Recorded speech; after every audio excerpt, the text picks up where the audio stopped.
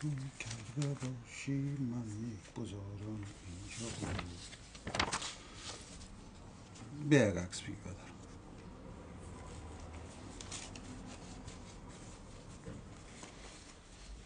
علیکم سلام، خوش آمدین. So.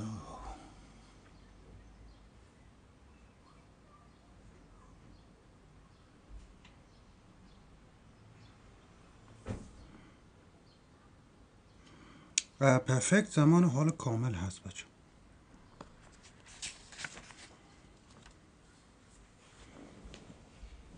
علیکم سلام، خوش آمدین. حالا میره آقا و بستو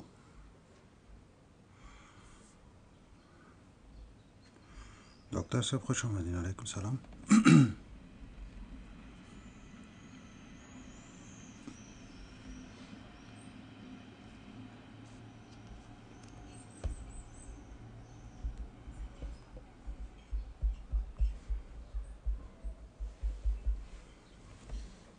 I don't know.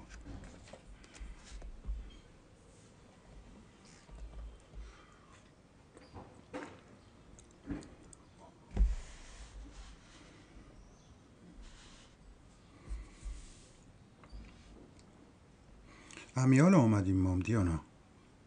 علیکم سلام آرش. علیکم سلام گلبدین. طیبه خانم خوش آمدین. خب امروز یک موضوع آسان را بگوین با هم دیگه کار بکنیم بچه ها. شهنواز عزیز علیکم سلام، خوش گلدس.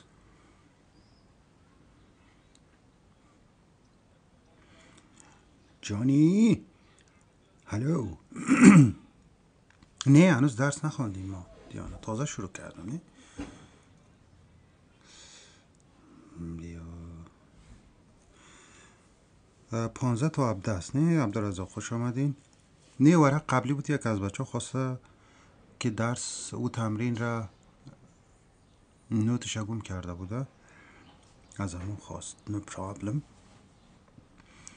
So, präteritum زمان گذشته ساده از محمد جان. Passiv können wir auch natürlich lesen. Ist es doch kein Problem, oder?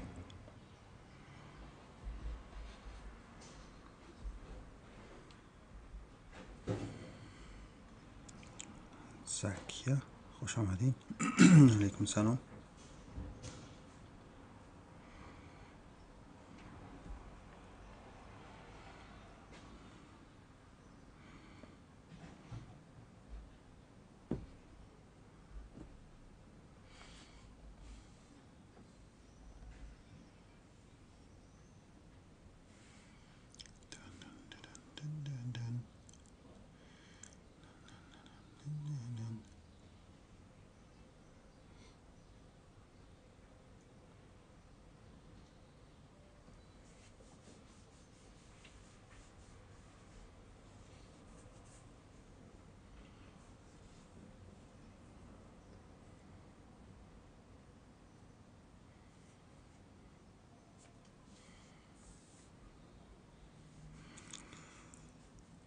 Genau, was wollen wir heute lernen?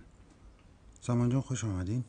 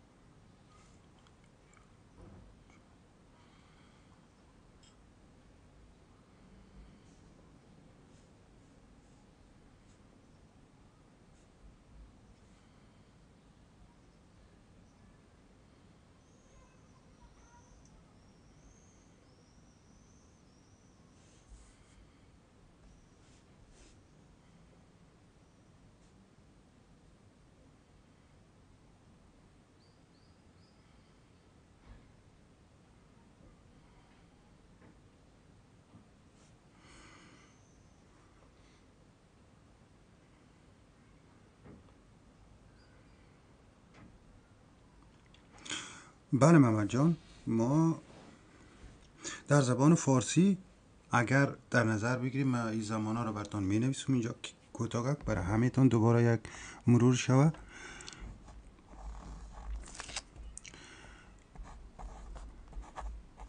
پریزنس زمان حال ساده ترجمه میکنیم در فارسی. زمان حال اوکی ساده.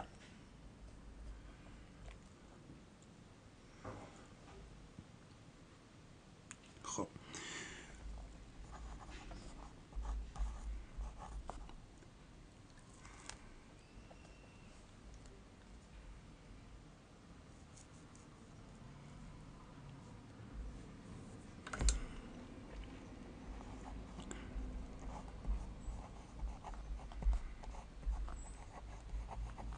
پرتیرتون زمان گذشته ساده هست. این زمان گذشته ساده هست.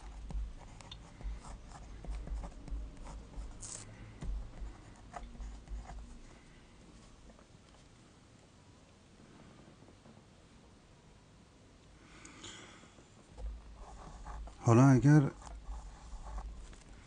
حالت پرفکت در نظر بگیریم، زمان حال کامل هست. این زمان را زمان حال کامل میگن.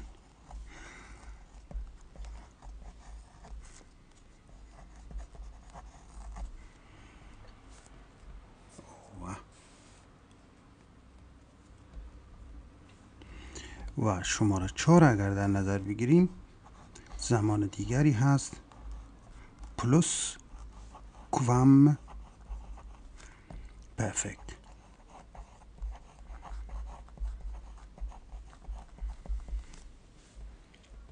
این زمان گذشته ساده زمان گذشته کامل هست.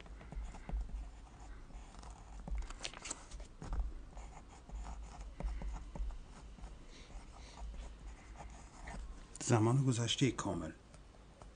و دو تا زمان هم در آینده داریم که یکیش فوتو اینس میگیم، دیگه ایشم فوتو سوی.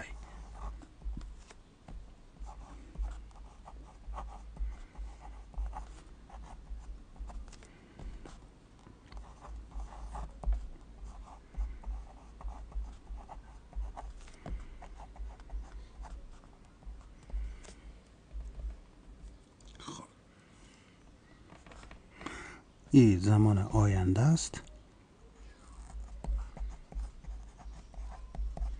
و این زمان آینده کامل.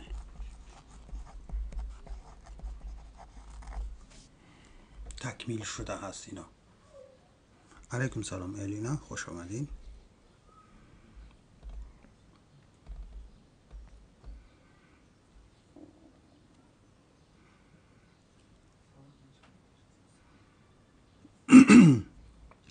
حالا چیزی که در زبان آلمانی زیاد با هم دیگه تفاوت ندارن این دو تا زمان است از نگاه ترجمه.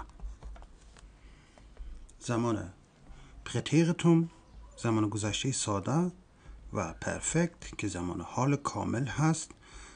برای ترجمه هر دوش یک تاست. زمان حال کامل را بیشتر برای گفتار یعنی شفاهی در روزمره از استفاده میکنن، اما از پرتیرتوم بیشتر نوشتاری هست. کتاب، روزنامه، مجله، نقل قول هایی که انجام میدن بیشتر از پرتیرتوم استفاده میکنن.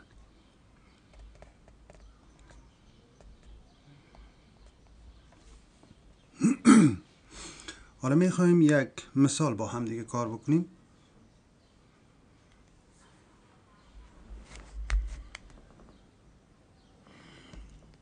اگر در شماره 1 خود جمله بنویسم Ich lese das Buch.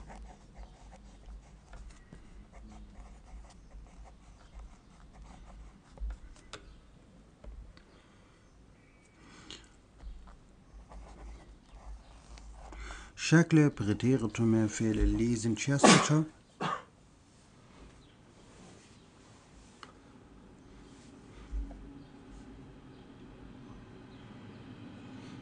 نه خیر، اون شماره 3 هست دیانا. Ich lese das Buch. اگر برای شماره 2 بنویسیم همین جمله را تبدیل بکنیم در حالت پقیقتون. علیکم سلام زهرا، خوش آمدید.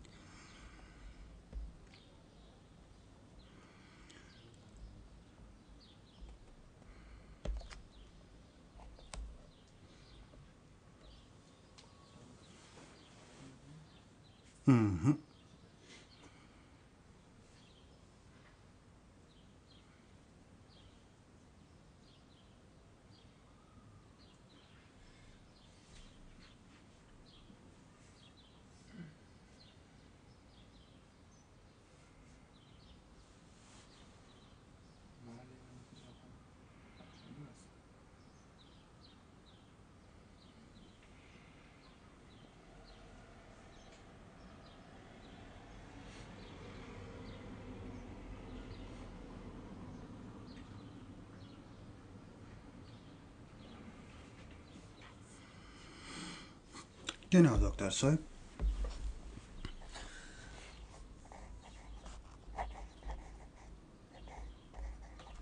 Ich las. Lesen.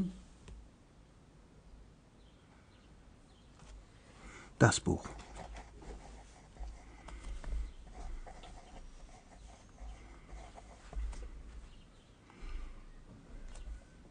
خب حالت پرفکت را بیشتر تا نوشتین. Ich habe das Buch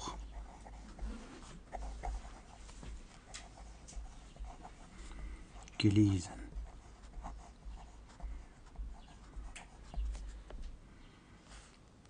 پلوسکوامپرفکت.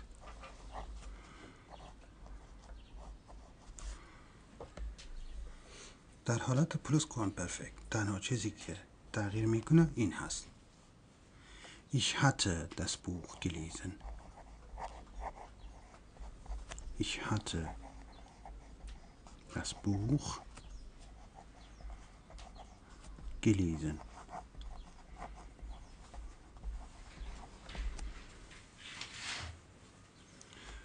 و شماره 5 فتوه.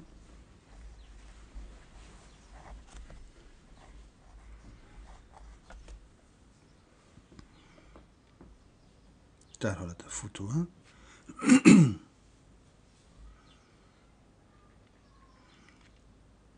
Ich werde das Buch lesen.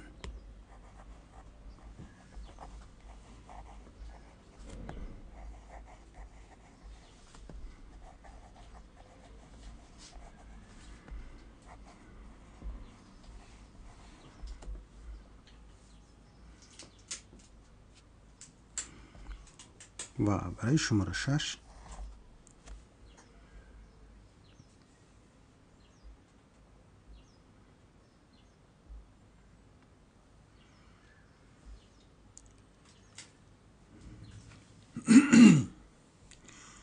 فتوسوای چگونه می نویسیم؟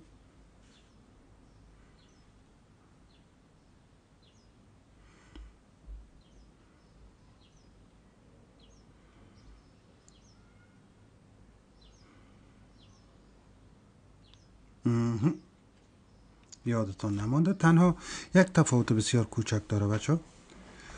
Ich werde das Buch در فتوه 1 در زمان آینده که من این کتاب را خواهم خواند فعل ما به شکل انفینیتیو قرار میگیره. Ich werde das Buch lesen انفینیتیو هست، اما در فتوه 2 در آینده کامل فعل را به شکل پارتیسیپ 2 یا حالت گذشته می نویسیم gelesen و فعل کمکی. ببینید در حالت پرفکت گفتیم ich habe das Buch gelesen، از فعل کمکی haben استفاده کردیم. در فتوه 2 هم در آخر haben را به شکل انفینیتیو می نویسیم. این شد فرمول گذشته آینده کامل به اصطلاح. Ich werde das Buch gelesen haben.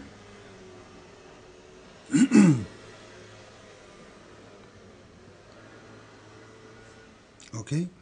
Ich lese das Buch. چی ترجمه میکنیم بچه ها این را؟ Ich lese das Buch. Dersim, hoş geldin. Ich lese das Buch.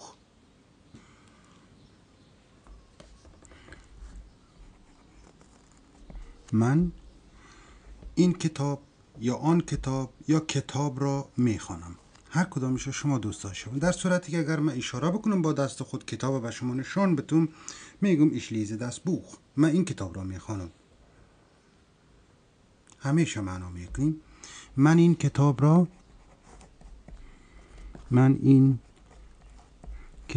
را میخوانم. یادتون باشه بچه ها، فرض کنید یک نفر زنگ زد از شما پرسان کرد was machst du؟ چی میکنی؟ شما میگین ich lese ein Buch، یعنی که من میال یک کتاب خوانده رستم. آنگاه میشه زمان حال ساده، نه زمان حال جاری میشه. در زبان آلمانی ما زمان حال ساده یا گذشته ساده، آینده حال جاری و گذشته جاری نداریم.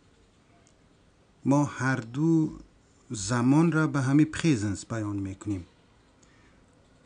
باید دقت کرد نظر به سوالی که مطرح میشه جواب را به آن قسم باید ترجمه بکنیم. این کلی هست، من این کتاب را میخوانم. حالا این گذشته شد، من این کتاب را خواندم.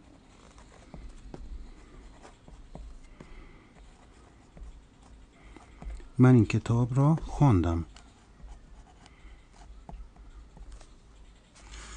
شماره 3. من این کتاب را میتونیم بگوییم خواندم و یا خوانده ام. هر دویشم میشه. بگوییم خوانده ام و یا خواندم.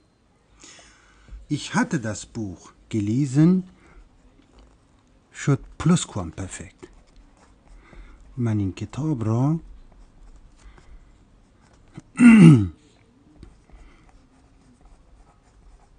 خوانده بودم و یا بوده ام.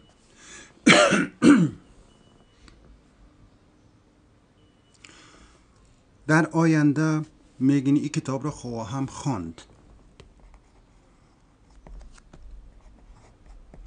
من این کتاب را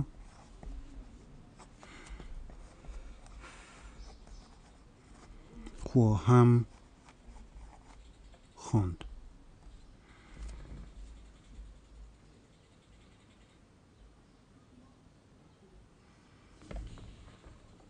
نه اوکی است، تمام صفحه معلوم میشه.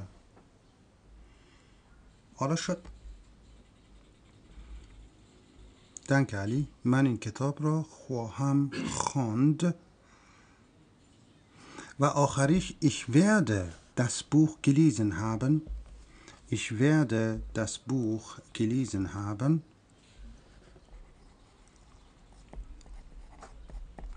من این کتاب را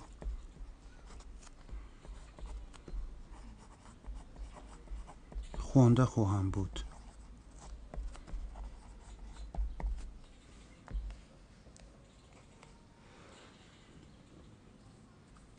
و یا خواهم خوانده بود. خوانده خواهم بود و یا خواهم خوانده بود.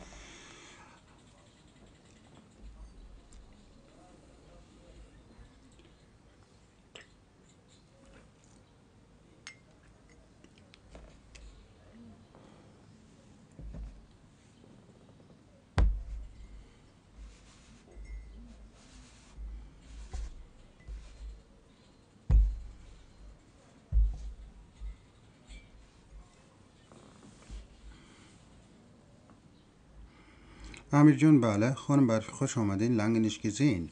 also یک بار دیگه همین گونه که میبینین 6 شماره گذاشتیم. 6 را زمان داریم در زبان آلمانی. Präsens, Präteritum, Perfekt, Plusquamperfekt, Futur 1, Futur 2. علیکم سلام سالا. و مثال های هم با آنها کار کردیم. Ich lese das Buch. ترجمه‌ایش خب. Ich las das Buch. Ich habe das Buch gelesen. Ich hatte das Buch gelesen. Ich werde das Buch lesen. Ich werde das Buch gelesen haben. Okay? So. این 4 تا مثال را در نظر بگیرین، 4 تای بالا را.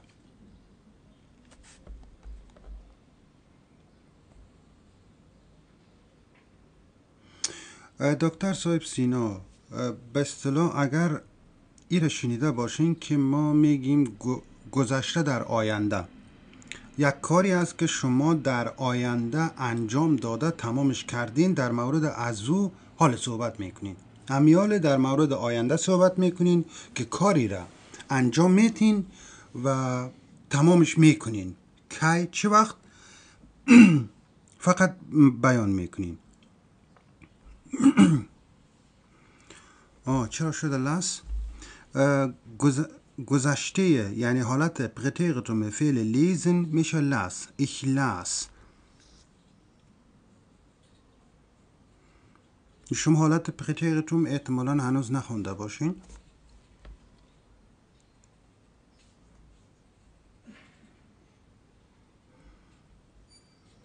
اوکی. حالا شما این 4 تا جمله را دقت بکنین، به یادتان باشه.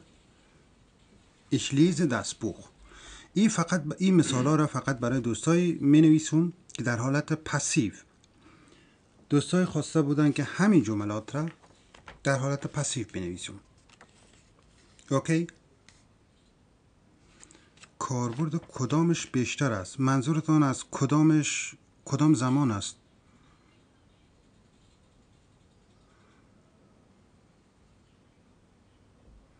شماره 6 کمتر استفاده میشه.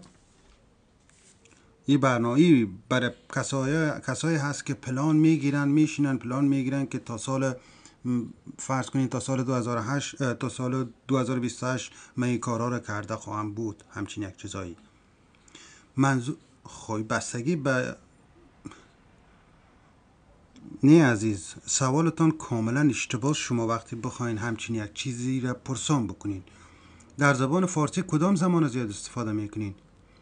در کارهای روزمره از زمان حال استفاده میکنین. اما کار دیروزتان اگر شما برای ما بیان بکنین که شما دیروز چی کارهای انجام دادین، مجبور هستین از زمان گذشته استفاده بکنین. از این 2 تا و از این 3 تا، از این 3 حالت استفاده بکنین. اگر در آینده قرار است یک کاری را انجام بدین، میخواین از این 2 تا انجام بدین. فرق نمیکنه. شما همیال نشستین صحبت میکنین. کاری که فعلا میکنین را از پرزنت استفاده میکنین. کاری که در آینده انجام میتین از این 2 تا استفاده میکنین. و کاری که در گذشته انجام دادین و حال در مورد صحبت میکنین، میگین من این کارا کردم، او کارا کردم، او کارا کرده بودم، از این مسائل. خب پس از سیالت استفاده میکنین. خب تنها چیزی که هست دقت باید بکنین، این 2 تا زمان هست، زمان پرتیغتوم و پرفکت. شما اگر یک چیز را بخواین بیان بکنین، یعنی شفاهی بگین، زبانی بگین، از حالت پرفکت استفاده میکنین. و اگر بنویسین، در کتابی رمان مینویسین یا تگ بوخ به اصطلاح خودتان مینویسین که امروز چه کارها رو انجام دادین. یک روز تگ بوختان پابلشت میشه و مردم میخوانن کتابایتان یا کارهای روزمره که انجام میتین، بیشتر در این حالت داشته میکنن. خب اما پلوسکوامپرفکت میگن زمانی که 2 تا کار را در گذشته انجام داده باشین، یکیش از پلوسکوامپرفکت استفاده میکنین که یکیش دورتر از اوست، به اصطلاح گذشته دور برش بگیم.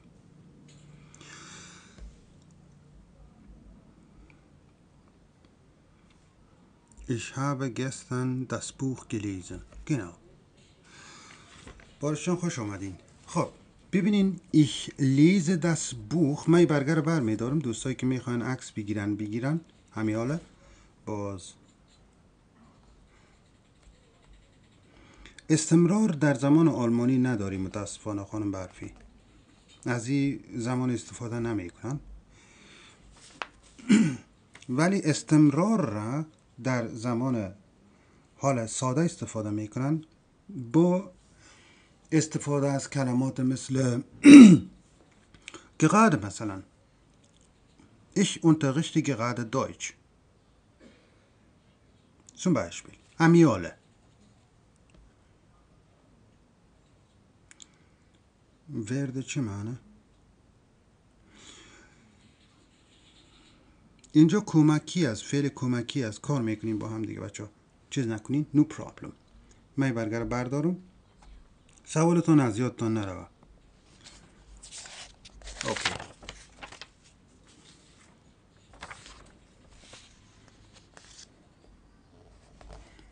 همه جمله را دوباره تکرار میکنم بچه ها، گپی نداره. شما فقط در کنارش زمانش می نویسون که دقت بکنین کدام زمان را در حالت پسیو چگونه بیان میکنیم. پریزنس.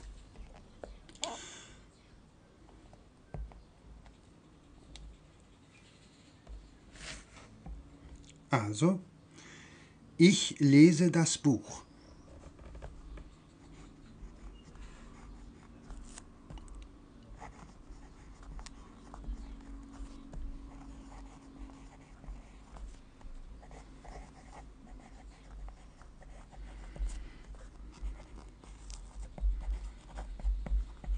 من این کتاب را میخوانم.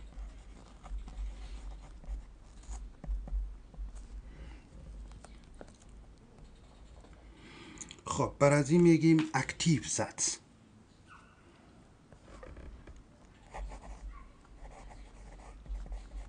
اکتیو زتس، جمله معلوم یا جمله فعال.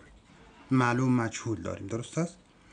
همین جمله را اگر در حالت پسیو زتس بنویسیم، در حالت پسیو بنویسیم، شما دقت باید داشته باشین که ما پسیو را برای چی استفاده میکنیم. پسیو زتس جمله مجهول یا حالت مجهول اگر در نظر بگیریم. Ich lese das Buch. من این کتاب را میخوانم. در جملات اکتیو در جمله ما چی هست؟ فاعل وجود داره، کننده کار وجود داره. ای خدا، مگر میگم که براتان مگه گوش نمیکنین؟ شما فکر کنین جمله معلوم هست ایره. اگر معلوم مجهول در نظر بگیریم،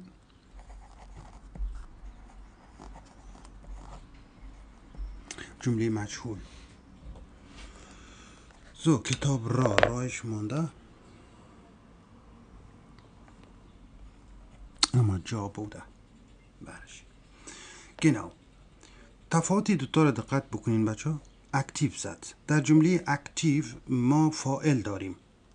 زمانی که یک کسی یک کاری را انجام میده به عنوان کننده کار و یا فاعل در اول جمله ما قرار میگیره. اما در پسیو زد در جمله مجهول ما یا احتیاج به فاعل نداریم و یا ضرورت نیست اصلا بنویسیم، یادآور شویم و کاری که ما انجام میدیم نظر به فرمول پسیو مفعول جمله را در فاعل جمله خود قرار میدیم. مفعول جمله معلوم را در فاعل جمله مجهول قرار میدیم، یعنی das Buch. das Buch.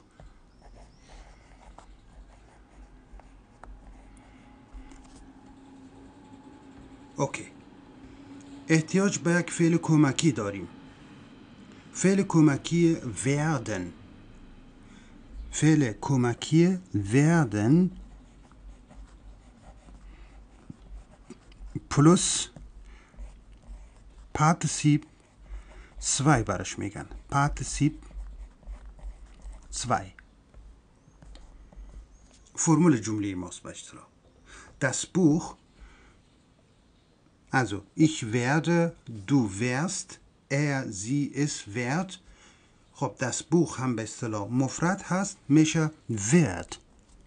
also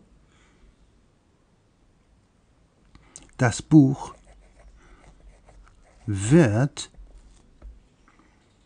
حالت سوم فعل lesen میشه gelesen. Das Buch wird gelesen. ترجمه این جمله ما میشه کتاب خوانده می شود و یا این کتاب خوانده می شود. فرق نمی کنه، هر کدامش شما در نظر بگیرید.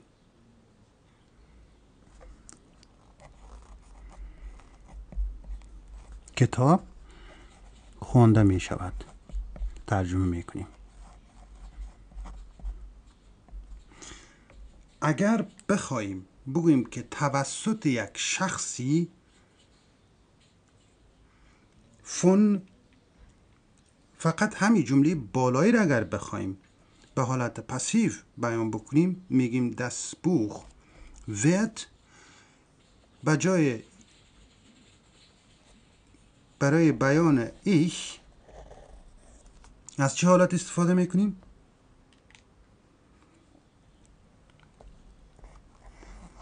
Das Buch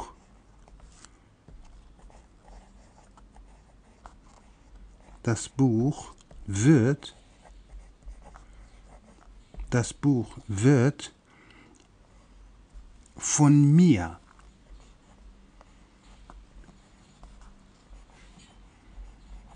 von mir gelesen.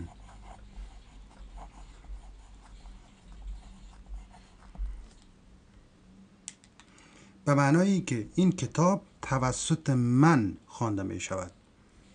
von mir gelesen. احتیاج نیست، میتونین بنویسین اما ضرورت نیست بگوین که von mir، von dir، von meiner Mutter، von jemandem. خب هر کسی که باشه von بعد از آن حالت داتیو است بچه ها. در حالت داتیو از بیان میکنین همیشه von.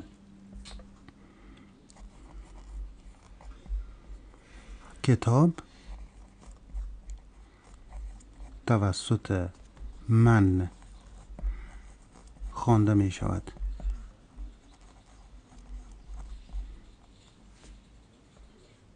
علیکم انا، خوش آمدین.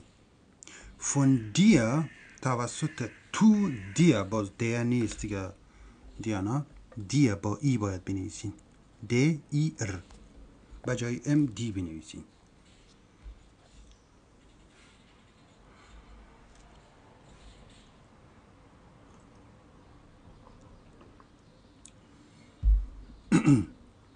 اوکی.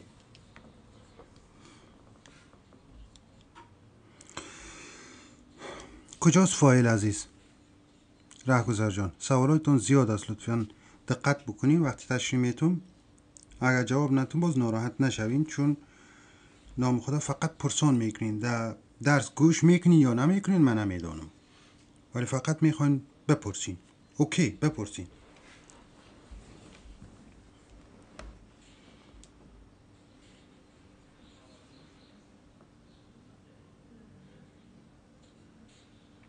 گفتم احتیاج نیست، در حالت مجهول احتیاج نیست، ولی اگر بسیار کنجکاو باشین که توسط چه کسی یا توسط کی خوانده میشه میتونیم به این شکل بیان بکنیم. شما اگر دقت میکردین احتیاج به این سوال شما نبود. گفتم das Buch wird gelesen، کتاب خوانده میشه. حالا کی میخوانه برای ما فرق نمیکنه، این فرمول مجهول ماست. اگر گفتم بخواین بدانین که توسط چه کسی خوانده میشه به این شکل بیان میکنین. خب این شد حالت پریزنت.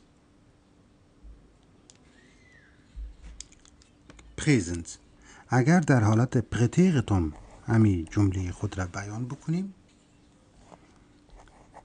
پرتیرتم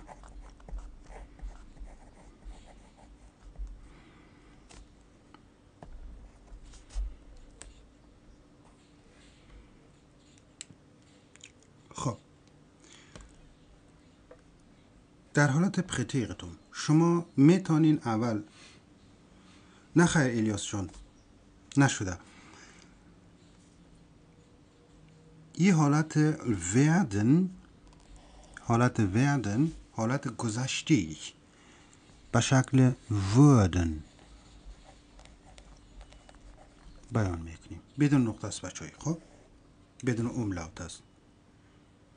همین جمله را میتونیم بگوییم اگر بخوایم اول این جمله خود را به حالت بخیتیقتون بیان بکنیم، میگیم ich las das Buch. پسیوش را نوشتیم. پسیو این جمله ما شد das Buch wird gelesen. اگر جمله ich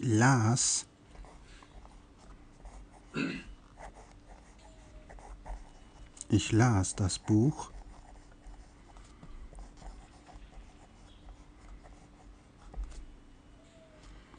گذشتهش یعنی حالت جمله ما هست اکتیو زدس به اصطلاح.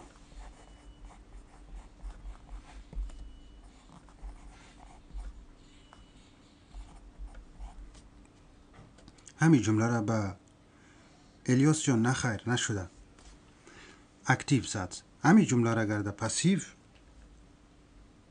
تبدیل بکنیم در حالت پسیو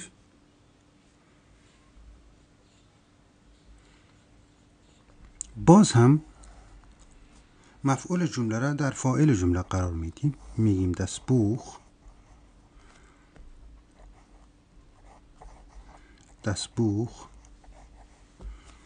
از wurden از حالت wurden استفاده میکنیم.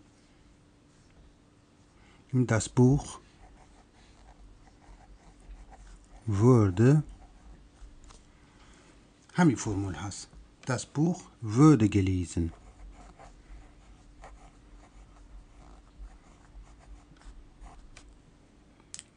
و این جمله ما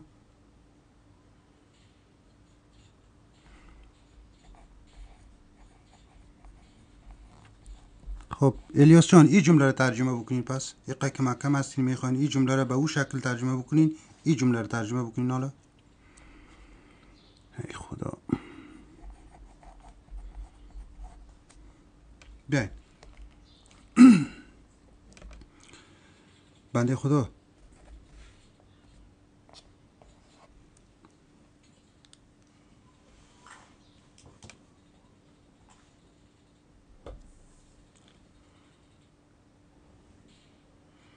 زبی جان زاید جان بانین. الیاس جان این جمله رو ترجمه بکنین لطفاً. بگوین das Buch wurde gelesen.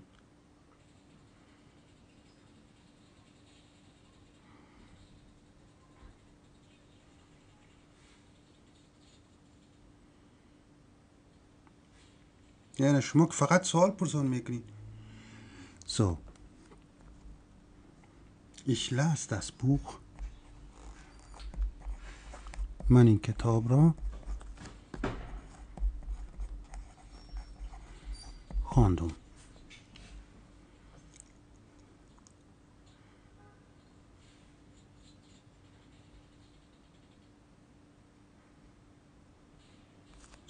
این جمله را اگر ترجمه بکنیم میگیم کتاب خوانده شد.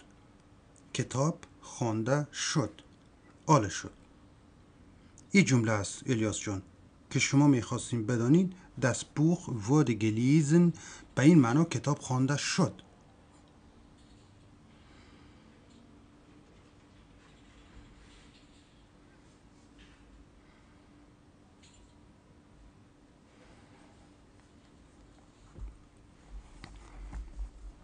کتاب خوانده شد. حالا توسط چی کسی چی شخصی فرق نمیکنه. ترجمه این جمله ما کتاب خوانده شد. اوکی.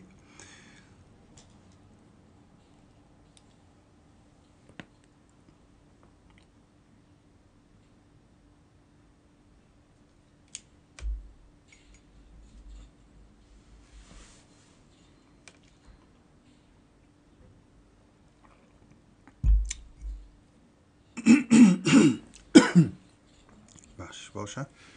اوکی.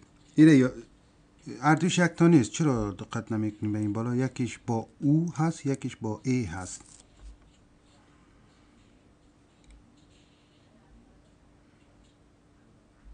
ای خدا، امروز فقط میخوان سوال پرسان بکنن.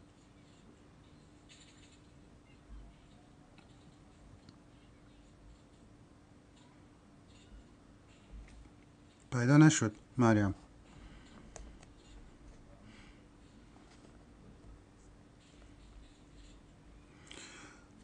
شادق جان، من پیسیش ندارم تخته بخرم. یا چرا تخته بخرم؟ خدا. زو بچه ها، من چت کلا بسته میکنم، فقط گوش کنین. دوستایی که میخوان گوش کنن گوش هم نمیکنن، خدا یارشان.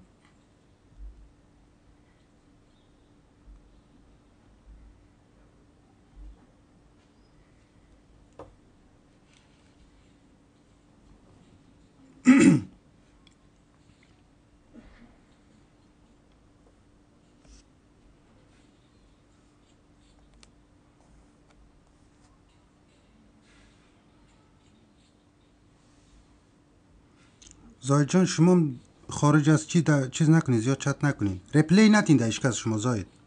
در چت ریپلی نکنین. چت روم که نیست.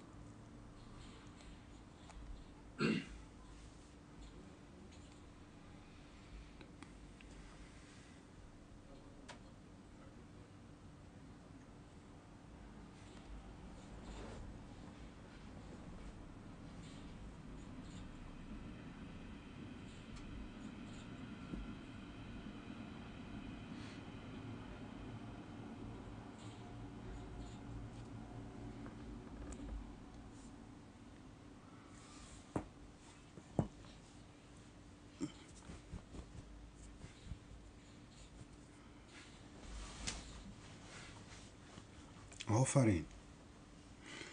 اوکی.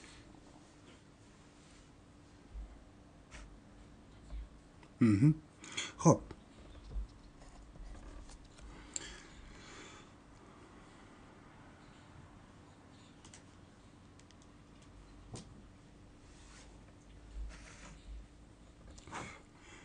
نمیفهم والا.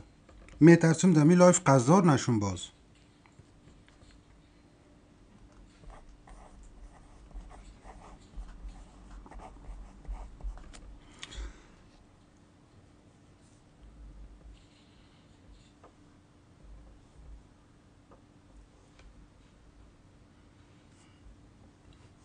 اوکی.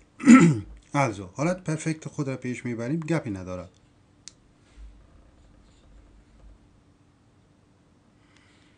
آخه من دلم نمیشه میوتشون بکنم کلا یا بلاکشون بکنم، دوست ندارم این کارا بکنم، ولی خب فقط در موضوع درس بانین. موضوع درس ما همیست، گوش کنین همین درس یاد بگیرین، خارج از موضوع کوشش نکنین. خب سوال پرسان بکنین، در آخر پرسان بکنین.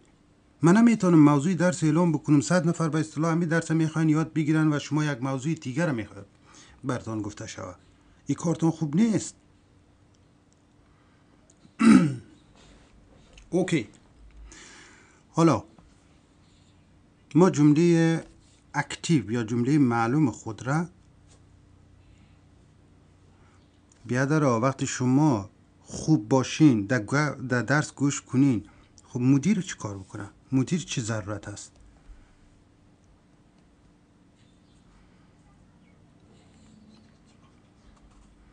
اوکی. پریزنس، پرتیرتون.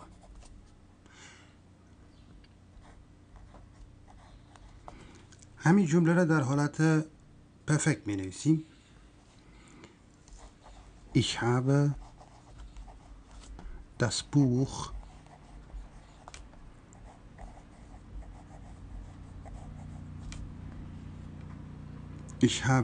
Buch gelesen.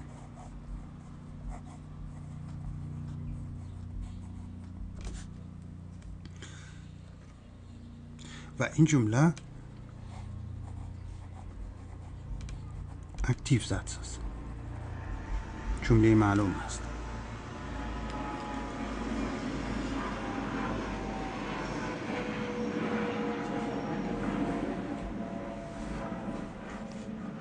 اوکی. اگر بخوایم همین جمله را در حالت پسیو بسته بکنیم،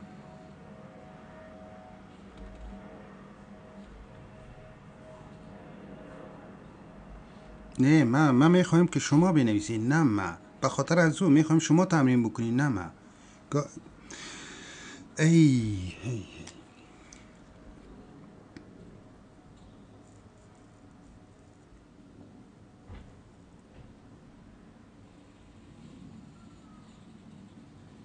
اوکی.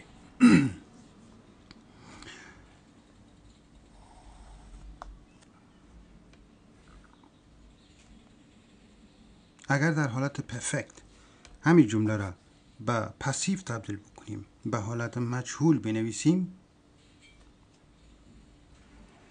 باز با مفعول جمله خود شروع میکنیم. Das Buch.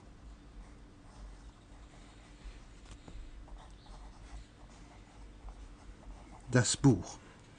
از فعل sein کمک میگیریم. از فعل sein.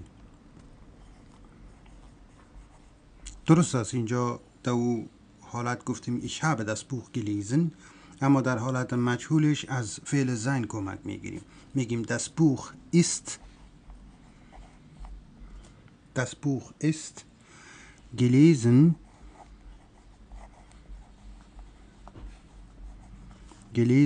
worden.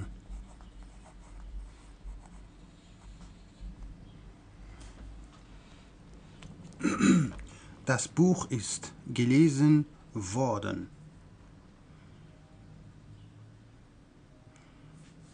Das Buch ist gelesen worden. این جمله ما چی هست؟ پسیو ساتز هست. در حالت پرفکت البته.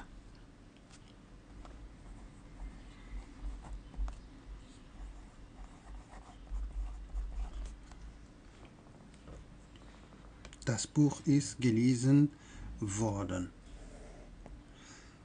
این worden ما از فعل werden آمده.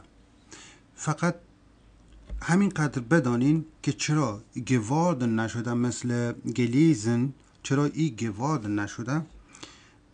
برای از این که نمیخواستن در زبان آلمانی دو تا کلمه به شکل پاتسیب سوای پشت سر هم قرار بگیره.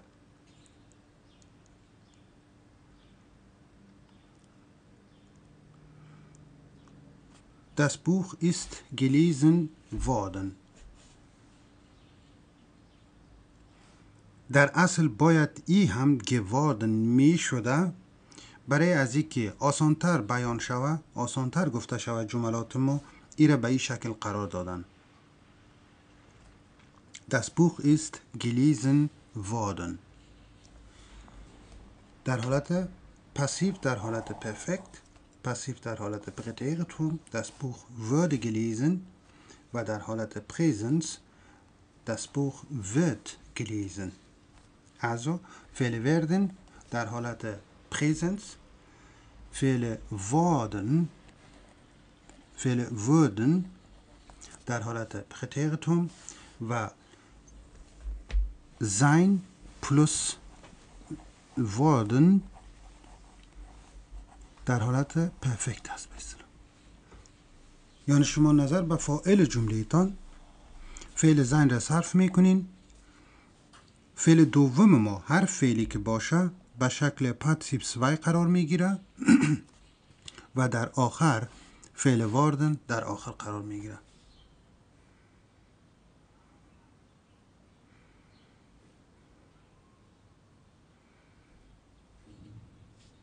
اوکی. یک برگه دیگه میگذارم.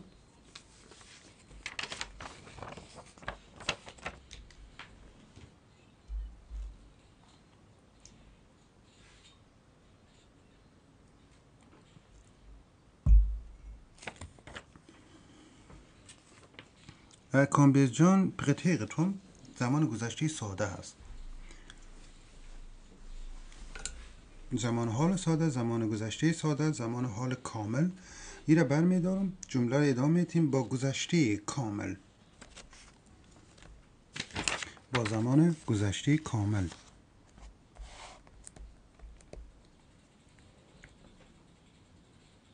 گذشته کامل را برش میگیم بچه ها؟ پلوس کوام پرفکت.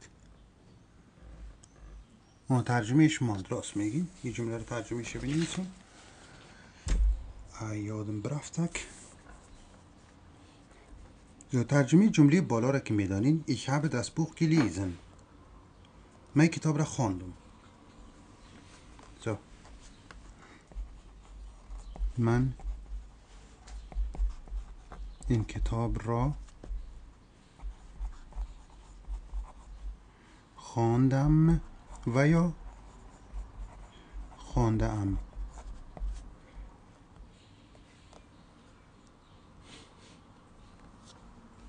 اوکی. اگر این جمله را ترجمه بکنیم مثل همی است. پرتیقتون و پرفکت در هر دو در یک حالت ترجمه میکنیم در زبان فارسی. جملات آلمانی پرتیقتون و پرفکت هر دوش یک تاست بچه. یعنی که این کتاب خوانده شد.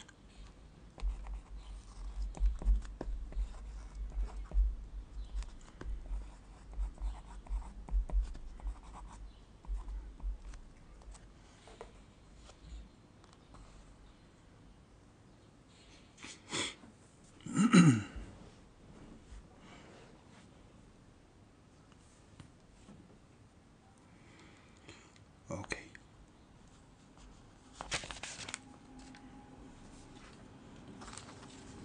من با پلس کوام پرفکت ادامه میتیم جمله خدا.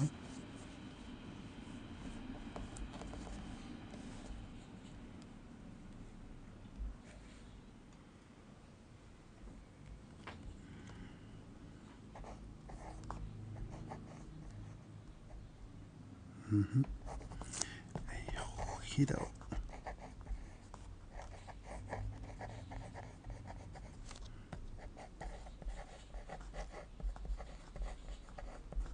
پلس کوام پرفکت.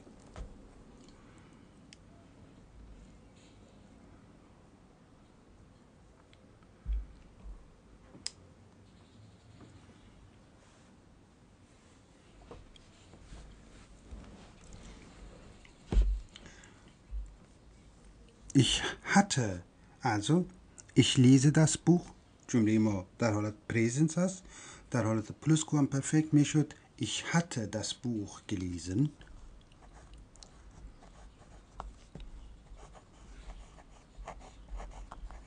Ich hatte das Buch gelesen.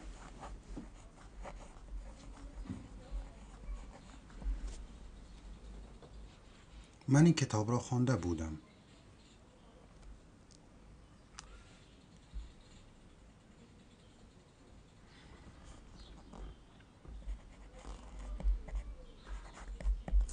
من این کتاب را خوانده ام و یا خوانده بودم.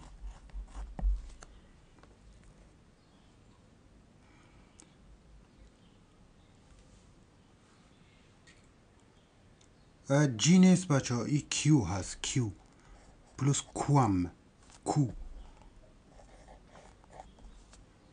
کوام.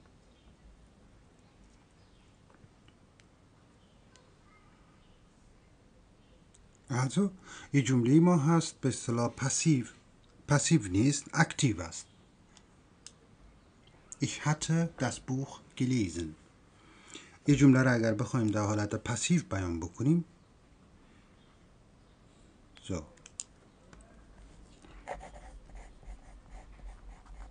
اکتیو ساتز جمله معلوم.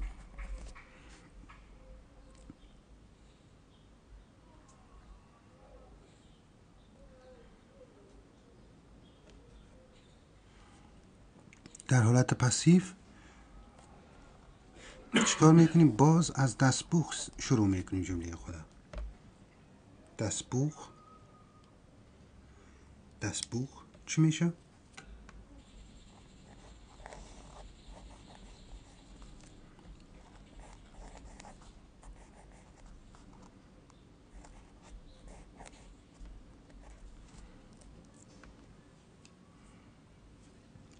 خب ببینین، دقت بکنین بچه ها، ما بسیار فرمول ساده داریم اینجا.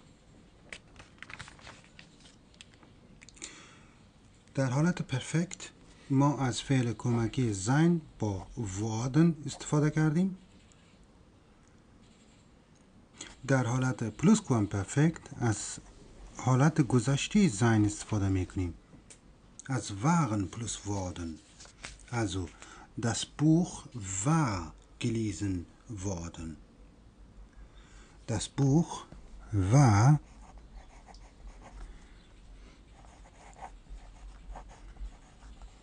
gelesen worden.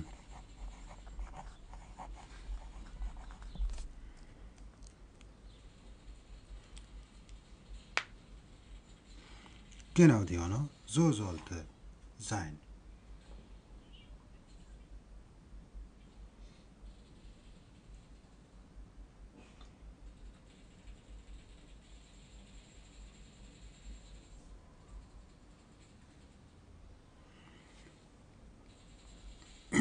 یک لحظه صبر کنید بچه‌ها.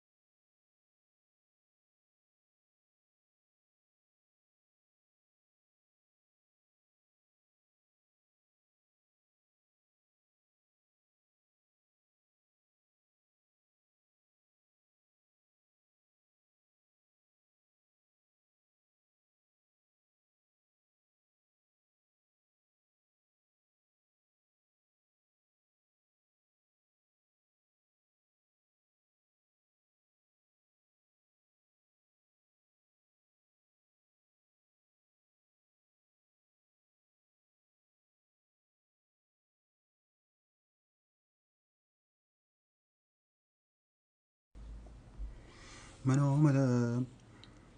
خب این جمله رو چگونه ترجمه میکنیم بچه ها؟ Das Buch war gelesen worden. Worden.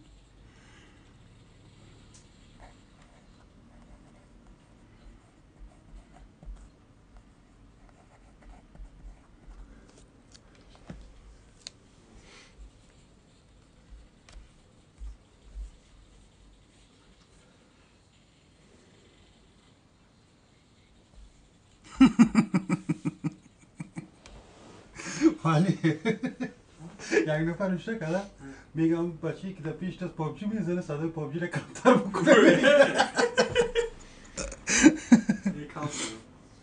اوکی.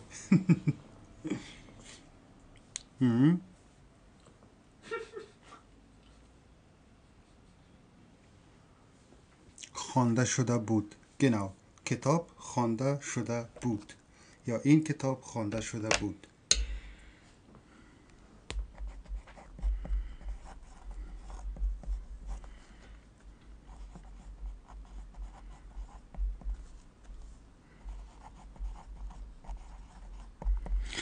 فقط دقت بکنین بچه ها، در حالات آینده از پسیو زیاد استفاده نمی کنن. از او خاطر شما فعلا بگذارین پسیو را، اگر احتیاج شد در آینده باز یاد میگیرین. فعلا همین 4 تا زمان را روش کار بکنیم. پسیو را هیچ گپی نداره. با هم دیگه تمرین میکنیم. اگر این جمله را ما بخوایم از شما برام بنویسین در 4 حالت. اوکی؟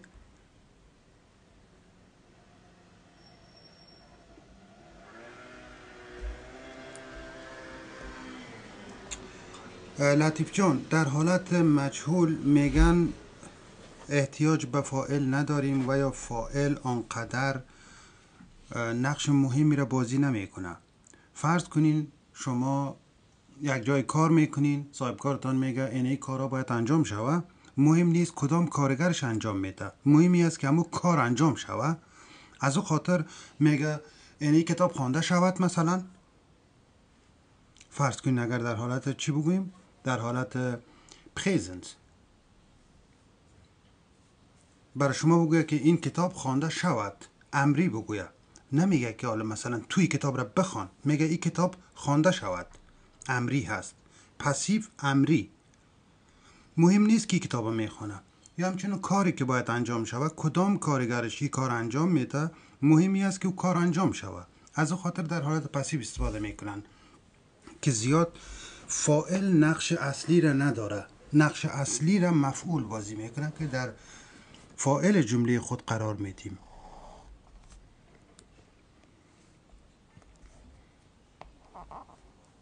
اوکی؟ اوکی. یک جمله آسانتر دیگه می نویسم، با هم کار میکنیم.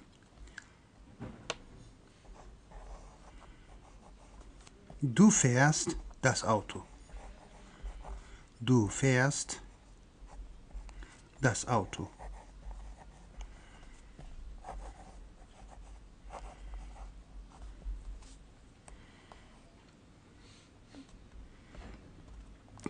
فعلا همین جملات سادهش یاد بگیریم. نمیخوایم همه تان گیج شوین بچه ها.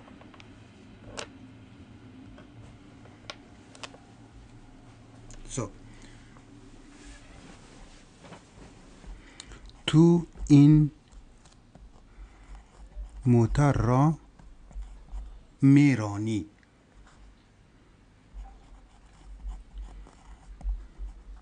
یا رانندگی میکنی، میرانی.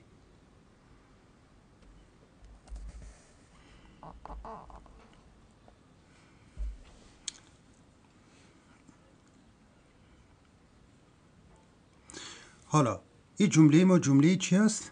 اکتیو زاتس هست. جمله معلوم هست. اکتیو زاتس.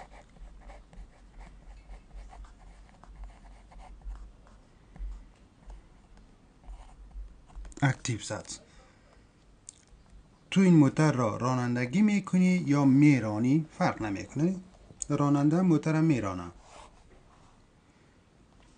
نه، حالا میخوایم در حالت پریزنس، در زمان حال ساده، ایره در شکل پسیو برمه بنویسین. پریزنس پسیو زاتس. Das Auto wird gefahren. Genau, danke schön. Passivsatz. مفعول جمله ما das Auto هست. در فاعل جمله خود قرار میدیم. Das Auto wird gefahren. Entschuldige.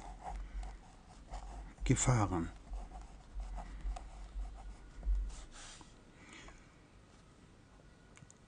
این موتر رانده می شود. ها، کی کار میکنه؟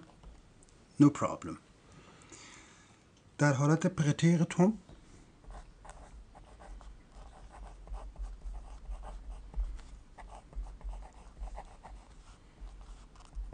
در حالت گذشته ساده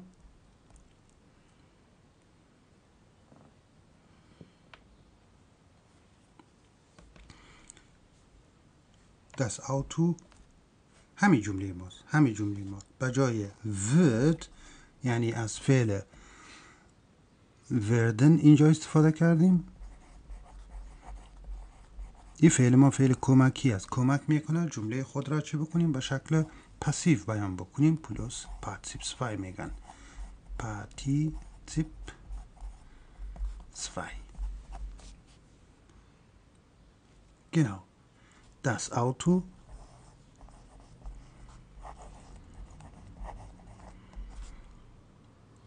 wurde gefahren.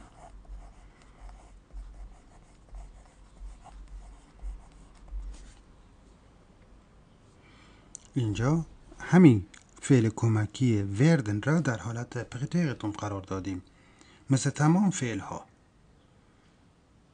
Ich fahre, ich fuhr, ich bin gefahren. Ich lese, ich las, ich habe gelesen.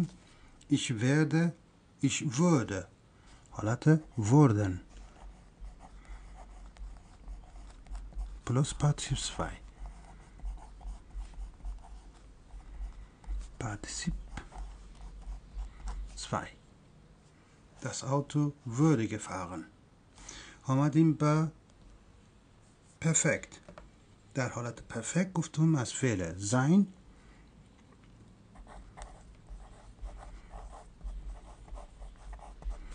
در حالت perfekt از فعل کمکی sein plus Partizip 2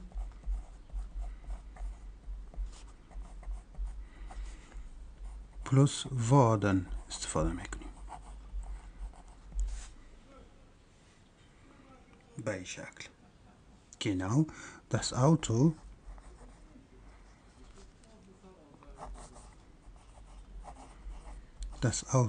ist چون مفرد هست ist gefahren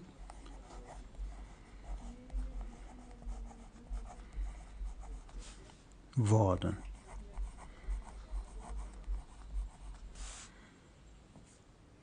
و Plusquamperfekt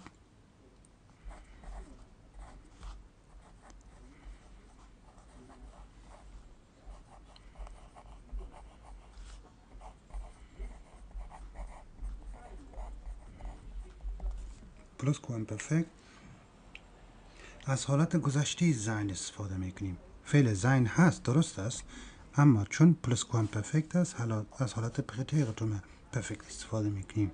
یعنی مثلا که گذشته زین میشه waren plus Partizip 2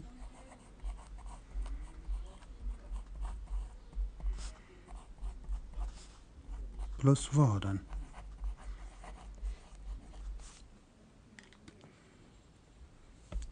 همین جمله ما هست. Das Auto war gefahren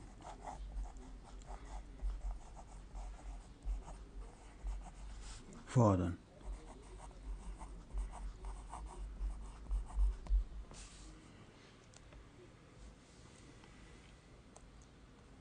ساده است، فقط اگر فرمولای زیر در نظر بگیرین، نظر به فرمول ازی بسیار ساده است. اما چیزی که باید یاد بگیرین را حالا باید براتون بگویم که از اینا ما چگونه استفاده بکنیم در حالت پسیو. اینا باشه، برگه دیگه میگذارم.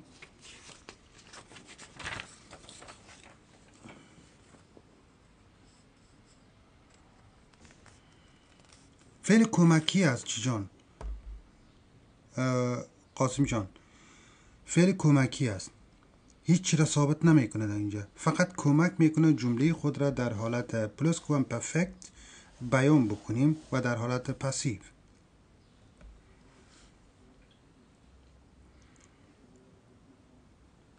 Die Arbeit ist beendet worden.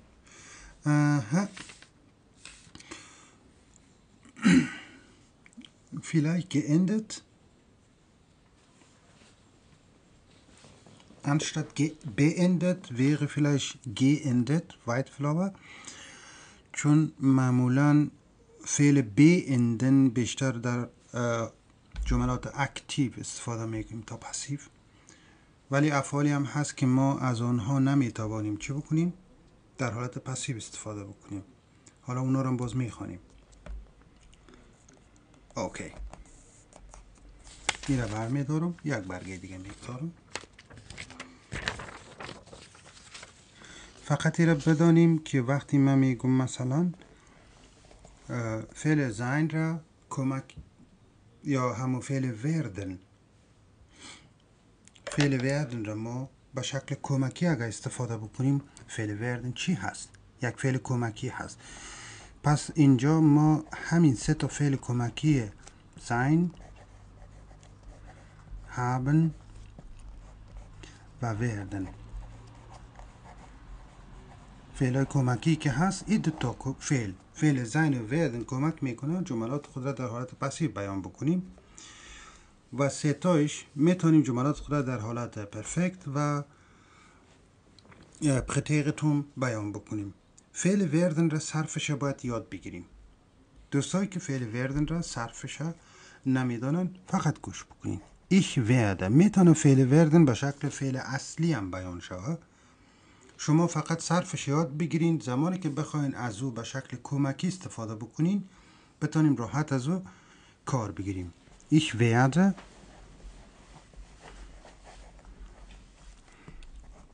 du wirst. Okay. Du wirst. Er, sie, es wird.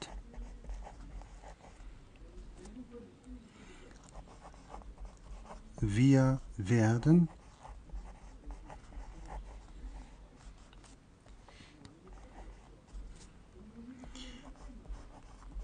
Ihr werdet.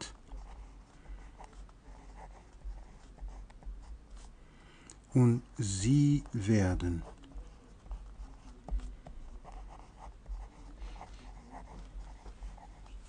دقیقاً حالت وردن هزی به این شکل است. ich würde که حالت گذشته werden هست. ich würde، du würdest، du würdest، er، sie، es würde. Wir würden. ihr würdet. فقط میخوایم در پیشتون باشه. und sie würden. فعل sein را که همیتون میدانید، فعل sein را اگر صرف بکنیم و در کنار از این فعل wagen که گذشته sein هست با هم اینجا صرف میکنیم. ich bin، ich war، du bist، du warst، er، sie، es ist، er، sie، es war. Wir sind، wir waren. Ihr seid،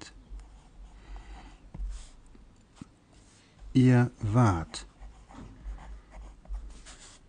Sie sind، sie waren.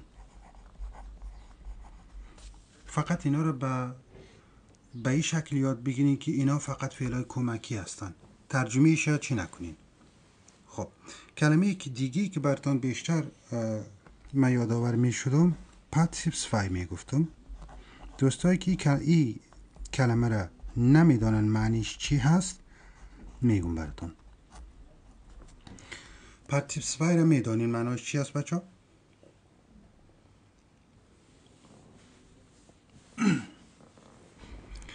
برای ما بیشتر شکل سوم فعل شناخته شده است. پاتیسیپ 2 یعنی فعلی که حالت سومش به چه شکل است. فرض کنین مثلا فعل arbeiten.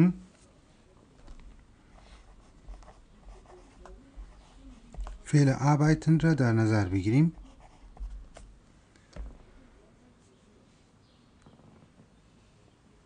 نه خیر، ما صفت را کار نداریم در اینجا. فعل arbeiten را اگر در نظر بگیریم حالت اول فعل ما چی هست؟ این اینفینیتیو است، ریشی فعل است. حالت اولش اگر صرف شود به این شکل ich werde، ich arbeite، du arbeitest، er arbeitest. این حالت اول فعل در نظر بگیریم. ich arbeite. این شد حالت اول فعل ما. اگر همین را ich arbeitete در حالت پرتیرتوم در نظر بگیریم، ich arbeitete.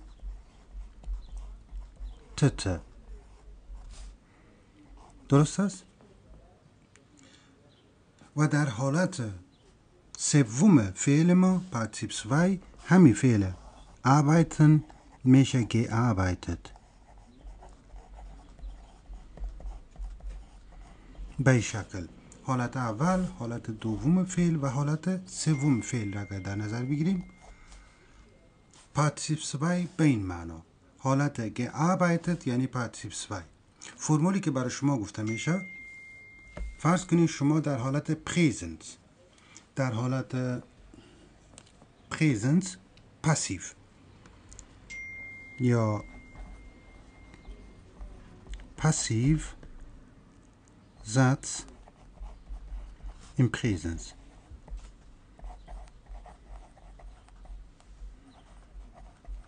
im Präsens را در نظر بگیریم، از خود یک فرمول داره. درست است؟ فرمول از این چگونه است؟ مفعول جمله ما در شروع جمله قرار میگیره پلس فعل کمکی werden را میگیریم. از این حالت یعنی فعل کمکی werden plus Partizip 2. Partizip 2. این فرمولی هست به اصطلاح در حالت پریزنس. شما اگر بخواین یک جمله را در حالت پاسیو بیان بکنین، از این فرمول استفاده میکنین. مفعول جمله ما جمع فعل werden بستگی به این مفعول ما هست که این فعل werden را صرف بکنیم. اگر مفرد بود میشه wird به اصطلاح، اگر جمع بود میشه werden و پارتیسیپ 2 فعلی که در جمله ما به کار برده شده. حالا یک مثال بگوین همه کارا بکنیم. نه، پارتیسیپ 2 ich werde arbeiten این جمله ما هست یا نه؟ جمله آینده است. من کار خواهم انجام داد. نه خیر، ich werde gearbeitet هم نمیشه.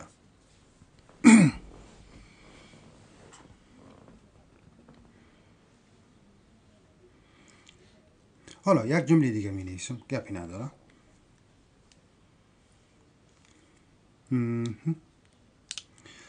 بنویسم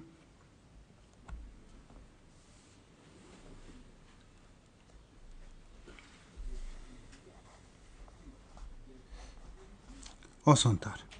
Ich mache meine Arbeit zum Beispiel. Ich mache die Arbeit oder meine Arbeit. من کارم را انجام می دهم.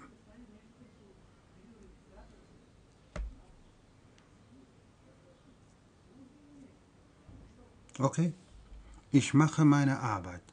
اینجا مفعول جمله ما چی است؟ فاعل هست، فعل هست، مفعول هست. این شد مفعول ما. جمله خود را گفتم با مفعول شروع میکنیم. مفعول جمله ما چی است اینجا؟ از مفعول پلس فعل کمکی werden پلس پارتیسیپ 2.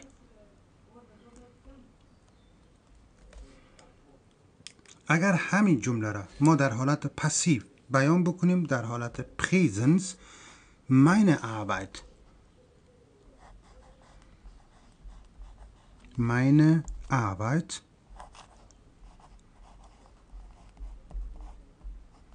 meine Arbeit. خب فعل وردن را کدامش باید بیاریم؟ یعنی اگر بخوایم صرف بکنیم meine Arbeit wird، dankeschön، meine Arbeit wird machen را حالت پارتیسیپ 2 در نظر میگیریم. machen پارتیسیپ 2. فرض کنین مثل arbeiten باشه ich mache، ich machte، ich habe gemacht. حالت گذشته است، حالت سوم فعل machen gemacht.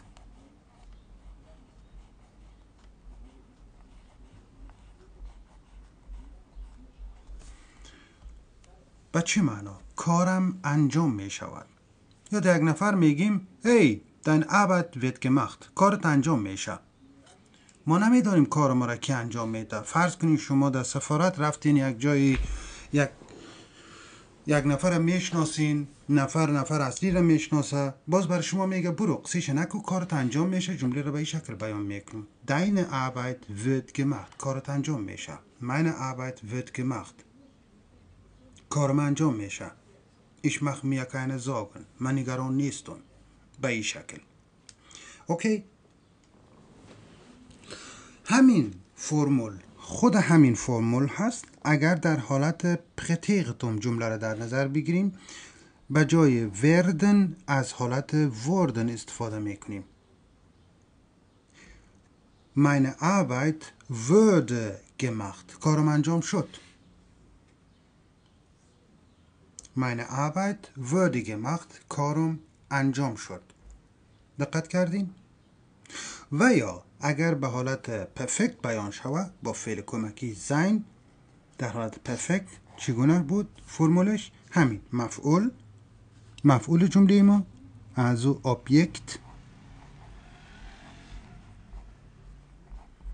Objekt plus sein plus Partizip 2 و plus worden. Meine Arbeit ist gemacht worden. خب روی معنایش هم کار میکنیم. نه خیر خانم برفی، در حالت پرتیغتوم اگر از وردن استفاده میکنین، به جای werd از wurde استفاده میکنیم. میگیم meine Arbeit wurde gemacht. کارم انجام شد. و یا به شکل پرفکت از این جمله بیان بکنیم، میگیم meine Arbeit ist gemacht worden. Meine Arbeit ist gemacht worden. یا کارم انجام شده بود. در گذشته یک نفر کار من انجام داده بود، قدیم بود، میگیم meine Arbeit war gemacht worden. کارم انجام شده بود.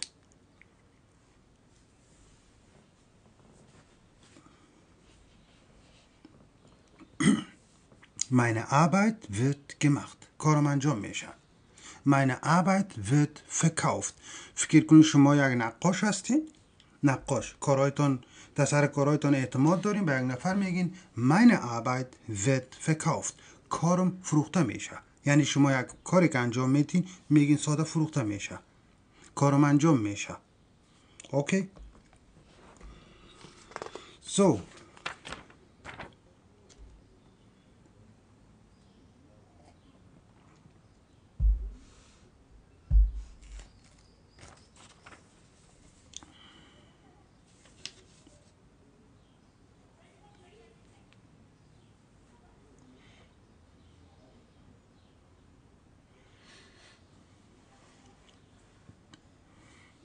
معنی چرا نشته کنم؟ محمد جان، معنی اینا را گفتم اگر شما به عنوان فعل کمکی از اینا استفاده بکنین، افعال کمکی به ذات خودشان معنی ندارن، فقط کمک میکنن که شما جملات خود را به یک شکل دیگی بیان بکنین. خودشان معنی نمیدن. اما اگر به شکل فعل اصلی بیان بکنین، آن وقت است که میدانید.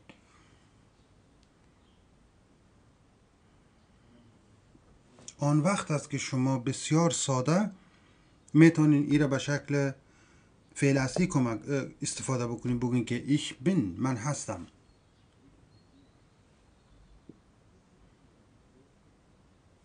اوکی؟ خوش آمدین. برگر بر میدارم. دکتر صاحب ما دو حالت پاسیو داریم. یکیش میگن Vorgang پاسیو، یکیش Zustand پاسیو. که در روزهای آینده میتونیم در روی از اینا جدا جدا کار بکنیم، جدا جدا. اما من اگر امروز اونا رو هم بگویم که اینا حالاتشان چگونه هست، شاید کاملا گیج شوند بچه ها. میگذاریم برای پس فردا که فردا نامه نویسی میکنیم، او را میگذاریم برای پس فردا. اوکی؟ فقط چند تا مثال با هم کار میکنیم. حالا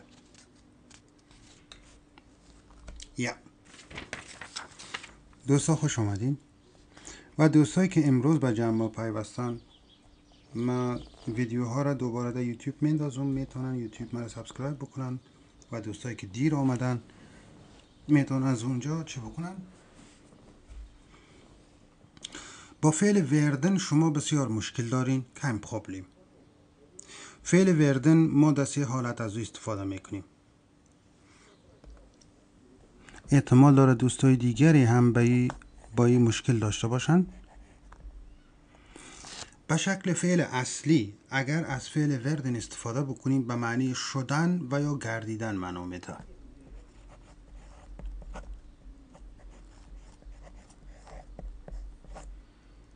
گردیدن. دقت بکنین اگر بگوین من دکتر میشم، ich werde ein Arzt. Ich werde ein Arzt.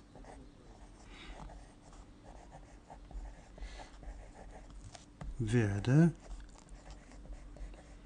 ein Arzt. خب این را کی بیان میکنیم؟ زمانی که شما در حال حاضر میرین پانتون درس میخوانین، طب میخوانین و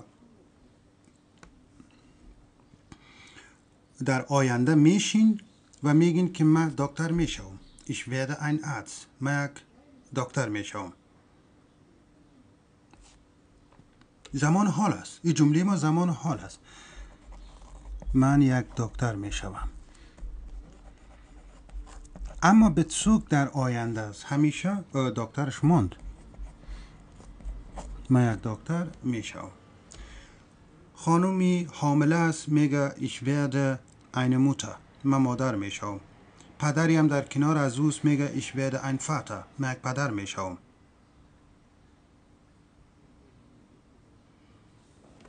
نه این جمله رو نمیتونیم بگوییم که شما یک جملات را قسمی بیان میکنید که کار شدنی هست، 100% است. به این شکل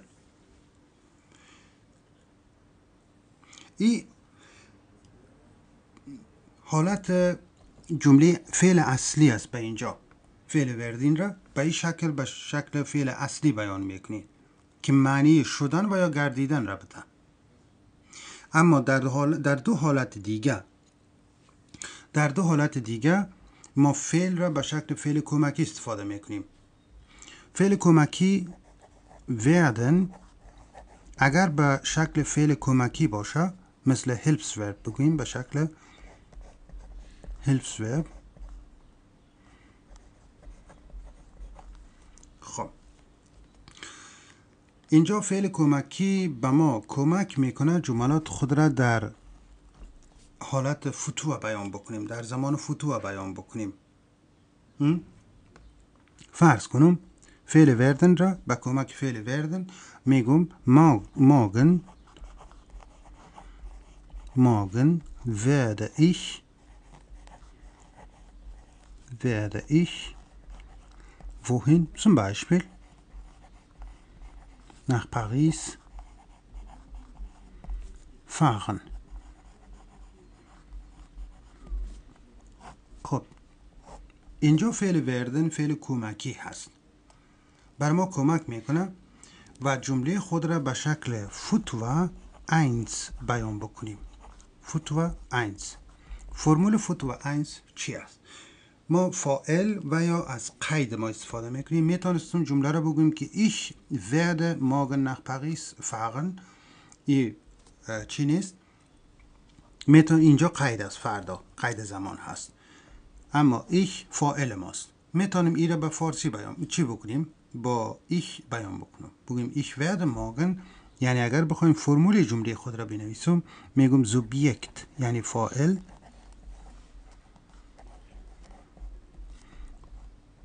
پلس فعل werden. werden پلس آبیکت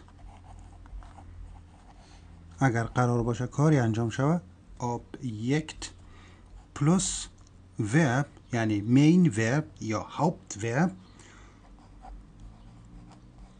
هاوپت ورب ما باید به شکل اینفینیتیو قرار بگیره، به شکل اینفینیتیو، به شکل ریشه. همیشه جملات آینده ما به این شکل است. Ich werde morgen nach Paris fahren oder morgen werde ich nach Paris fahren. اینجا کمک کرد جمله را و اگر بخوایم جمله خود را ترجمه بکنیم میگم من فردا به پاریس خواهم رفت. البته فعل فقن را اینجا من به معنی رفتن به معنی کردم به این خاطر که من با وسیله نقلیه میرم. اگر میخواستم با هواپیما بروم اینجا به جای فقن از فلیگن استفاده میکردم، ولی بازم رفتن هست. اینجا هست از طریق هوا میرم، اینجا از طریق زمین.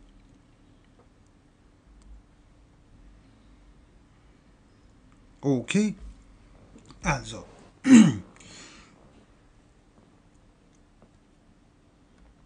به اصطلاح فعل werden کمک میکنه ما جملات خود را در فتو 1 بیان بکنیم و فعل werden کمک میکنه ما جملات خود را در حالت پسیو بیان بکنیم. پسیو البته در کدام حالت؟ پسیو در حالت پریزنس،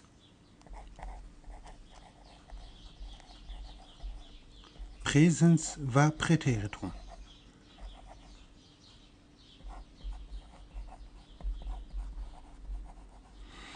در این دو زمان ما احتیاج به فعل werden داریم. احتیاج داریم به فعل werden که جملات ما را کمک بکنه تا بتانیم به شکل مجهول جملات خود را بیان بکنیم.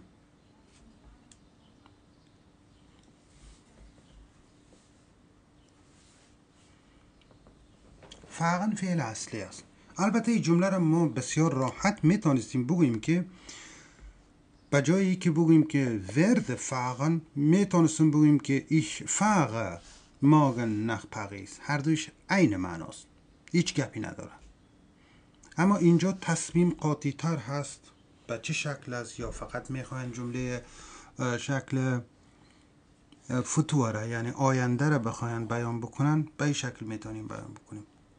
در غیر آن احتیاج نبود که ما از فعل werden اینجا استفاده بکنیم و جمله خود را به اصطلاح به یک شکل دیگه بیان که morgen werde ich nach Paris fahren. به جایش ساده تر میتونستیم werde را کلا از بین ببریم، بگوییم ich fahre morgen nach Paris. فردا در پاریس میرم. به همین سادگی. نخ دیگه نمیخواه، شا. اگر بگوییم که morgen werde ich Kaffee trinken, das geht natürlich.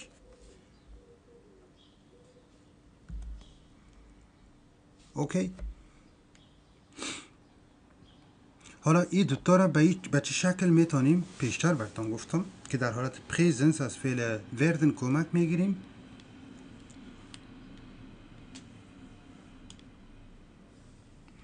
اگر بگوییم که به من کمک میشود، این جمله را شما به آلمانی بنویسین. به من کمک میشود.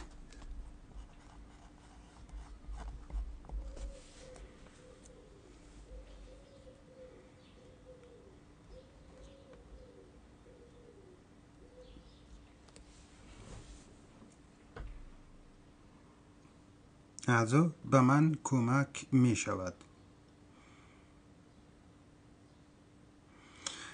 خانم برفی نمیتونیم بگوییم نختیم ایران، مجبور هستیم از پریپوزیسیون این استفاده بکنیم بگوییم in den Iran mir wird geholfen. Mirvation, danke schön. Genau. Mir wird geholfen. خب wird از وردن آمده، یعنی کمک کرد بر ما.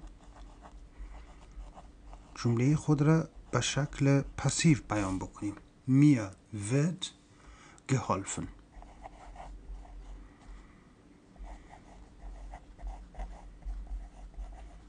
به من کمک می شود. حالا همین جمله را اگر بگوییم که به من کمک شد،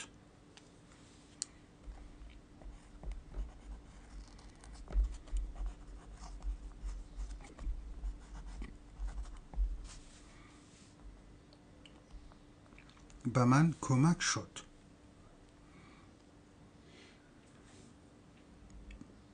Danke Mirwais. Also mir wird geholfen. به من کمک می شود. Mir würde geholfen. به من کمک شد.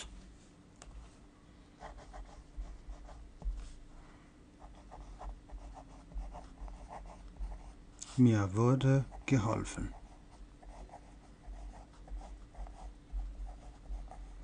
به من کمک شد. اینجا هم به این دو حالت اینجا اگر دقت بکنین هر دویش از فعل وردن استفاده شده تا جملات خود به حالت پسیو بیان بکنیم. همین فعل وردن ما که پاتیو سوی آن به شکل geworden هست، du bist groß geworden، بزرگ شدی، کلان شدی، geworden هست. دقت بکنین اینجا همین جمله را اگر به حالت پرفکت بیان بکنیم mir ist geholfen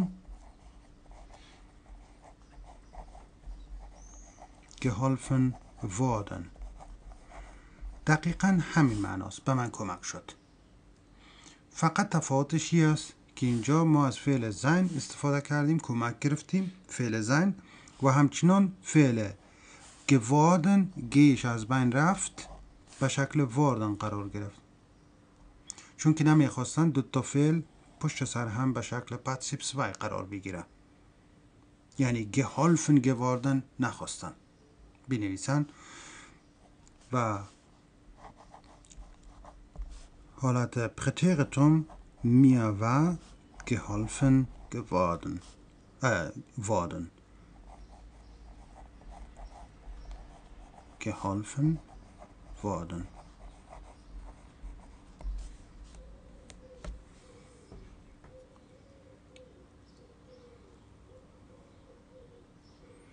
اوکی سونیا. خب معنی این جمله هم همین است، به من کمک شد، اما به من کمک شده بود. جمله آخری به من کمک شده بود.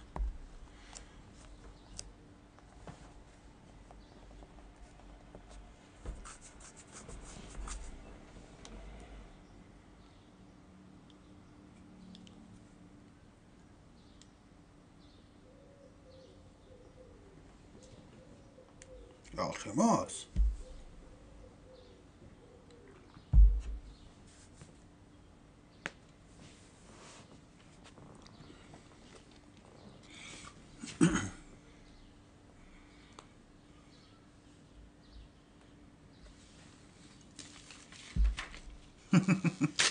نه، جملات اشتباه را میخوایم تصحیح شود. جملات صحیح که صحیح هست.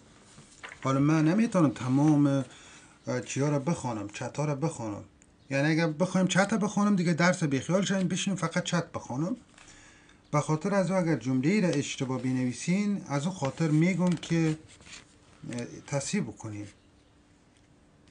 اگر دوست نداری نمیگم، گپی نداره.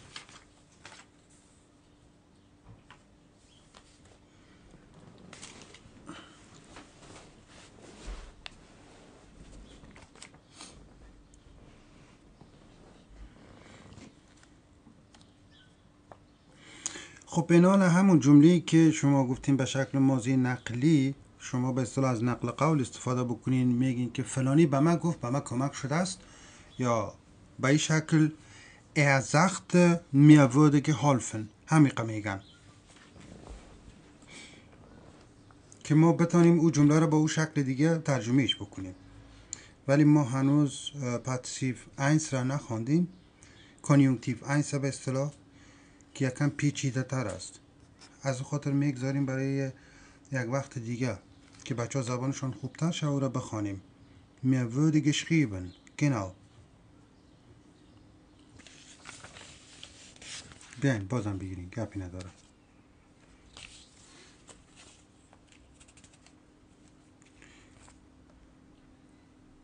در سطح اسوای B1 بیشتر کار میکنیم.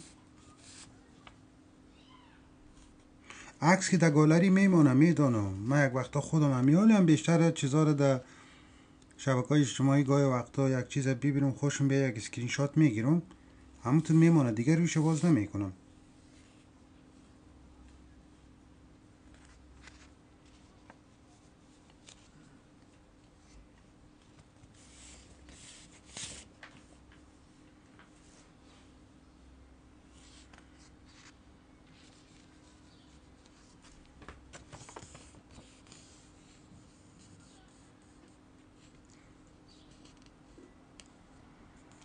دنکشون بهاره.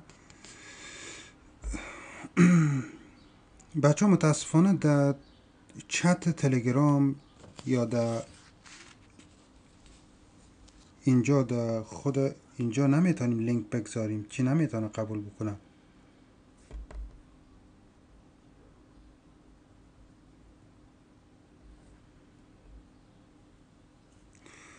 در اینستاگرام اگر میتونین پیام بتین، اینستاگرام رو پیدا بکنین، در اونجا میتونم لینک براتون راحت روان بکنم که با یک کلیک برین شما در گروه تلگرام.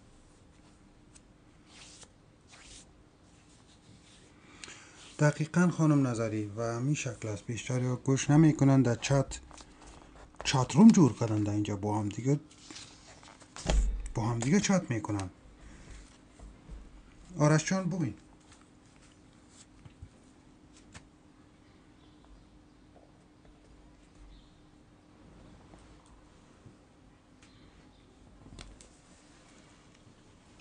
یک گزینه پیدا بکنم بگیم که دیگه نتونه ریپلی بتن به هم دیگه.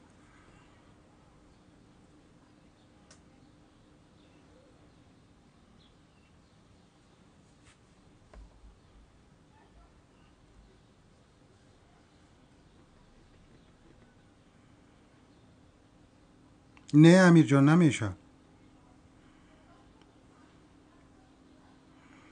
نه آرش، همین موضوع رو 4 بار گفتم براتون تعمیر. خود همین روز 4 بار گفته شد که چرا واردن شد.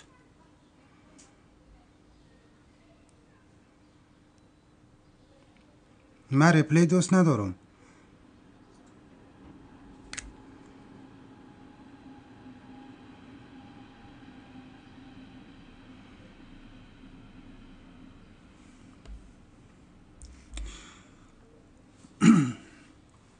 خب آرش جان ببین، فعل وردن رو براتون گفتم. در حالت پریزنس اگر بگویم میگم ich werde. پریزنس ich werde. در حالت پرتیغتم اگر همین را بیان بکنیم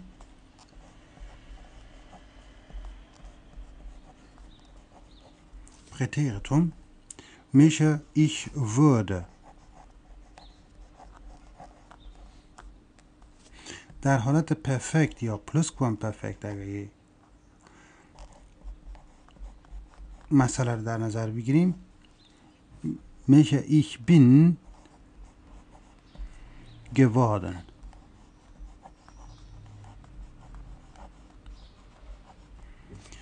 ich bin alt geworden. حالا اینجایش بگذاریم، فرق نمیکنه چگونه شد، چرا اینجا geworden شد. سوال شما این است که چرا واردن شد. در حالت پسیو، اوکی، در حالت پسیو بگوییم که mir ist geholfen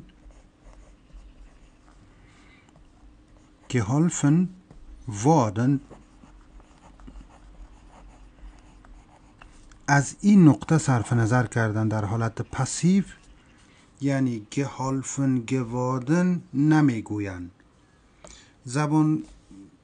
دانشمندای زبانشان به این نتیجه رسیدن که 2 بار پشت سر هم پاتیپ سوای بیان بکنیم جمله ما آنقدر خوبش نمی آید. از او خاطر گفتن بجای از این که بگوییم mir ist geholfen geworden ساده میگیم که mir ist geholfen worden oder mir wurde geholfen. به همین سادگی.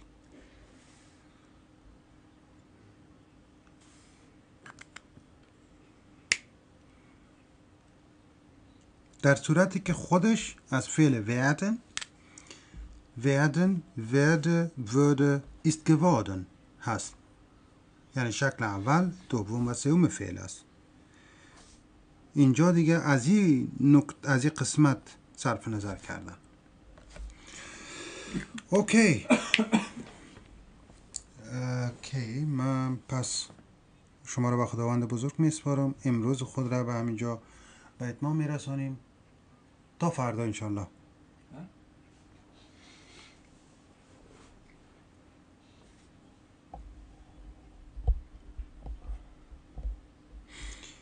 وقتکتان خوش، سلامت باشین.